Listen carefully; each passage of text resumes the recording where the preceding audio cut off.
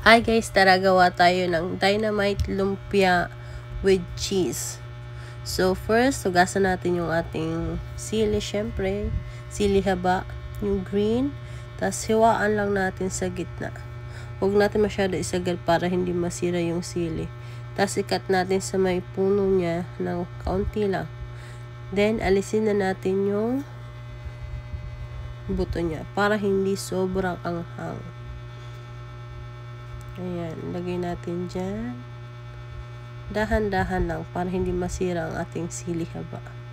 Para maganda yung paglagay natin mamaya ng ating inihandang palaman. So, ayan, ganyan lang. Diba ang linis, ang ganda. So, sunod naman, bumili lang ako ng skinless. Ayan. Isang balot 55 pesos. 5 piraso.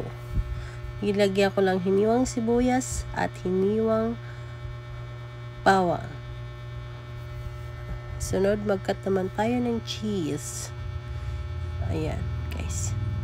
Magkat lang tayo ng cheese. Depende sa laki o kapal na gusto nyo. Kasi ito pagkain lang naman. So, medyo kapalan natin ng onte. Ayan. Hatiin lang sa 4. Maghiwa-hiwa lang tayo ng cheese na panglagay sa ating dynamite lumpia. Ayan, diba? Kung pangkain lang naman, kapalan nyo na. Huwag nyo lang tipirin. Pero kung gusto nyo paninda siya, medyo manipis lang. Para na matutubo tayo kahit papano. Ayan, hiwa-hiwa lang po tayo. Hiwain lang natin. Hanggang sa makompleto natin yung babalutin nating lumpia. Ayan, paulit-ulit lang yan. Maghiwa tayo.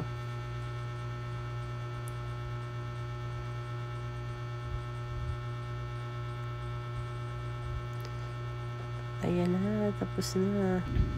Ayan guys, lagyan na natin ng palaman ang ating siling haba. Ayan. Dahil pangkain lang to, kailangan naman kamayin. Naghugas naman ako ng kamay. Ayan, i-stuff lang po natin yung palaman sa ating siling haba. Lagyan ng cheese sa gitna. Ayan, huwag masyadong busog para hindi siya lumuwa. Ayan. Kasi balot lang natin ng ganyan. First time ko magbalot ng dynamite lumpia, kaya hindi ko pa masyadong gamay. So, ayan. Dahan-dahan lang. Fold natin. Basain yung dulo. Ayan, pati yung sa taas. Basain natin para hindi lumabas yung palaman. And voila! Ayan na. Ayan. Ulit-ulitin lang natin siya hanggang sa matapos.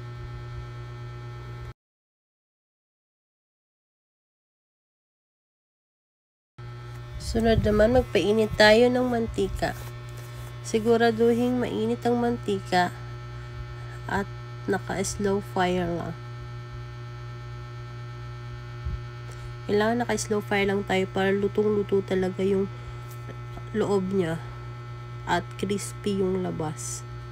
Ayan, dahan-dahan lang natin iloblog. At antayin lang natin mag-brown.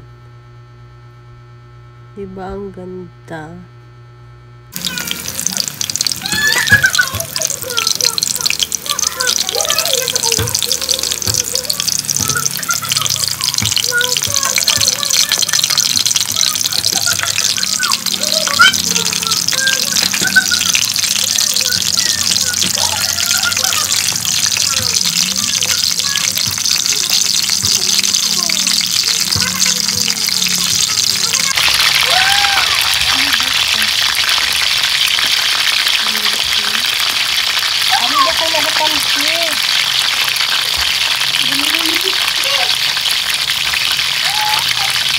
Galing ka nagapansin.